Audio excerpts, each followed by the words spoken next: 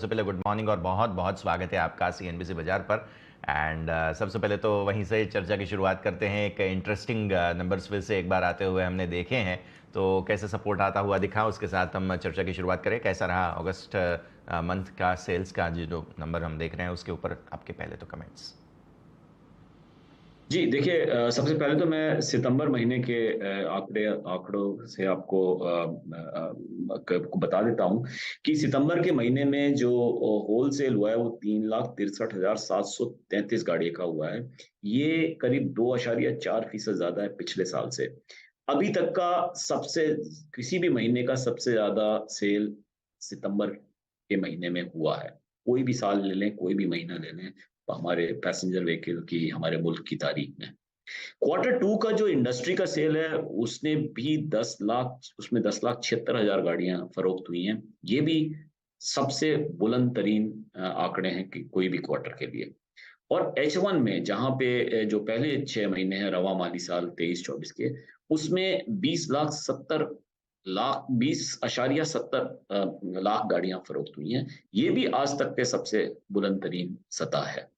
और अगर आप जनवरी से सितंबर की बात करें तो वो भी एक बहुत अच्छा आंकड़ा, वहाँ पे 3 मिलियन का क्रॉस किया है। और हमें लगता है कि रवा माली साल में जो हमारा हमने इम्कान किया था, जो पेशगोई करी थी कि 4 मिलियन का आंकड़ा पार होगा, वो मुझे अब लगता है, यकीन है कि वो आंकड़ा जरूर पार होगा मारुति के लिए। अगर आप देखें, H1 जो है बहुत अच्छा रहा। H1 में हमने कुल मिला के 10,50,000 गाड़ियां फरोख्त करी, जो कि पहली बार है कि हमने 1 मिलियन क्रॉस किया है एक हाफ में। और ये हाईएस्ट एवर है मारुति सुजुकी के लिए।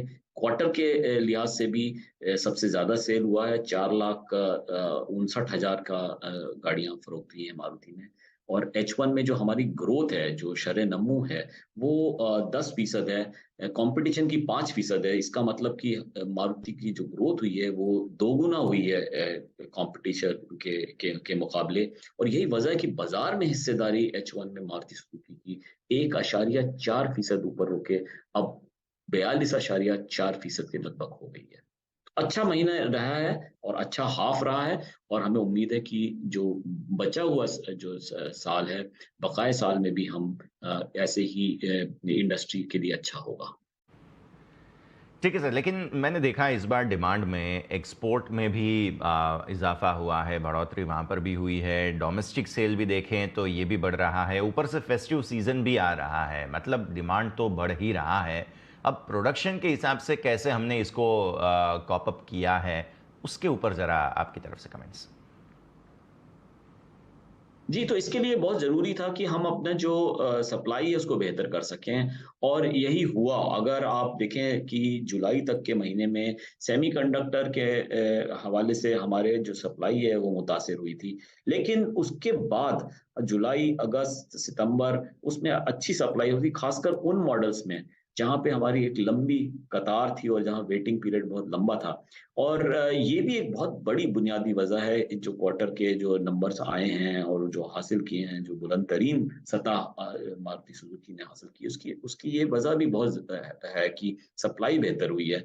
उसके अलावा जहाँ तक आपने जो जिक्र किया, जो फेस्टिव का जो सीजन है उसके लिए हमारे इन्वेंट्री फंडिंग हमने बढ़ाई है बैंकों से बात करके अपने डीलर्स के लिए, और ताकि वो ज़्यादा गाड़ियाँ स्टॉक कर सकें। जब फेस्टिव सीजन 14 अक्टूबर से हमारे जो बाकी इलाकों सूबों में आएगा, खासकर जो शुमाली और जो हमारे मशरकी जो इलाके हैं वहाँ पे, तो वहाँ पे इस पे भी बहुत अच्छा हेल्प मिलेगी। और एक्सपोर्ट्स में भी ये सप्लाई की वजह से एक बेहतरी भी आई है। और मुझे यकीन है कि जो बकाया साल है रवा माली साल का 23-24 में, उसमें भी ये रुझान हमें आगे भी जारी देखने को मिलेंगे। ठीक है सर, एक इंटरेस्टिंग शिफ्ट हमने देखा है लोगों की जो परचेजिंग पैटर्न्स हैं उसमें। अब यूटिलिटी व्हीकल्स पर लोगों का फोकस ज़्यादा है। पहले मिनी कार्स जो बिकते थे उनका डिमांड अब धीरे धीरे कम हो रहा है, इस महीने भी हमने देखा। क्या आपको लगता है कि आने वाले वक्त में ये जो मिनी गाड़ियां हैं वो डिमांड आना बिल्कुल ही बंद हो जाएगा? देखिए अब ये बात यकीनन आपने बड़ा दुरुस्त कहा है कि जो बाज़ार की हिस्सेदारी छोटी गाड़ियों की है वो कम हैचेस की है वो कम हुई है। अब छोटी गाड़ी नॉट नेसेसरली क्योंकि 4 मीटर की एसयूवीज़ भी आ रही हैं तो एक बॉडी टाइप का जो प्रेफ़रेंस है वो यकीनन एसयूवी की तरफ रुझान रहा है सार्फ़िन का। लेकिन जो छोटी गाड़ियाँ जो हैचेस हैं वो अब इंडस्ट्री की सेल में करीब 30% की हिस्सेदारी रखती हैं। 34% थी पिछले साल तो और इनफैक्ट अगर आप 5 साल पहले की बात करें तो ये 45% थी। तो वहाँ ज़रूर हमें एक तनाज़ुली और एक ज़वाल देखने को मिला है इस सेगमेंट में। और वहीं एसयूवी अगर सितंबर के का हवाला दूँ मैं अगर तो 52% जो है एसयूवी गाड़ियाँ फ़रोख्त हुई थी सितंबर के महीने में। तो यकीनन ये शिफ्ट हुआ है लेकिन मैं एक चीज़ ये ज़रूर सोचता हूँ कि अगर इस साल नहीं तो आगे आने वाले वक़्त में जो हमारी बुनियादी ढाँचा है, हमारे मुल्क का जो डेमोग्राफ़िक है, उसमें यंगस्टर्स बहुत हैं, 65% लोग जो हैं 35 साल के नीचे की उम्र के हैं। तो मुझे लगता है फर्स्ट टाइम बायर जो हैं हमेशा बरकरार रहेंगे एटलीस्ट काफ़ी सालों तक और वहाँ पे छोटी गाड़ियाँ भी ज़रूर फ़रोख्त होंगी। वहाँ पे एक अफ़ोर्डेबिलिटी का फैक्टर है। जैसे ही वो वहाँ पे हमें बढ़ोतरी देखने को मिलेगी मुझे लगता है कि ये सेक्टर भी बाउंस बैक कर सकता है। ठीक है सर, अब मार्जिन्स पर आते हैं। क्या आपको लग रहा है कमोडिटी प्राइसेज़ अब थोड़े से, क्योंकि हमने ये देखा था मेटल प्राइसेज़ हैं, कमोडिटी प्राइसेज़ काफ़ी ज़्यादा वॉलेटाइल रहे हैं, इनफैक्ट थोड़े से बढ़ते हुए भी नज़र आए हैं। आपने पास ऑन भी किया, प्रोडक्ट के प्राइसेज़ जो थे हमारे वो भी बढ़ाए हैं। कैसे देख रहे हैं आप मार्जिन्स को? जी, बहुत अहम सवाल किया आपने और अगर मैं आपको बताऊँ कि जो हमारा जो कोई भी ऑटो ओईएम है, उसका करीब 75 से 77% जो कॉस्ट का स्ट्रक्चर है, वो कमोडिटी प्राइसेज़ पे मशरूत है।